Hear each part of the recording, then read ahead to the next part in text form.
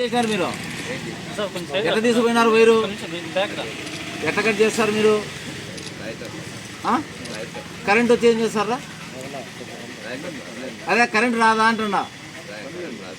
రాయితో కట్ చేస్తే అది కట్ చేయకుండా చేయాలంటే ఏం చేస్తే మీరు రైతులు?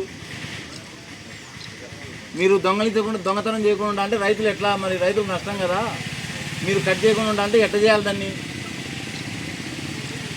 ఎట్లా చేస్తే మీరు కట్ చేయలేరా?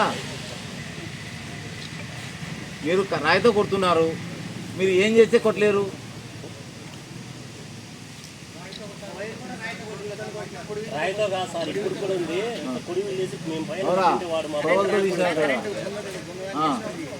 రైట్, ఓకేనా?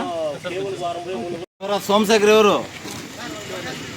అదే మీకు చూపించాం, మళ్ళీ చూపించాం. సోమశేఖర్ ఎవరు?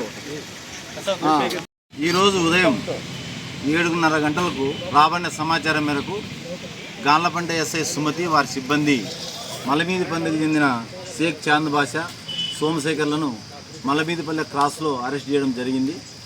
వాళ్ళని అరెస్ట్ చేసి పంచాయతీదారుల సమక్షంలో విచారించగా వారు గత 6 నెలల నుంచి గాన్లపేంట మరియు ఎన్పికుంట మండల వ్యవసాయ బోర్ల దగ్గర మోటార్ నుంచి స్టార్టర్కు ఉండే వైరు, రాగి వైరును తీసుకొని కాల్చి కదిరిలో వాళ్ళకు తెలిసిన వారి దగ్గర అమ్ముకొని డబ్బంతా కూడా ఎత్తిపెట్టినారని చెప్పింది.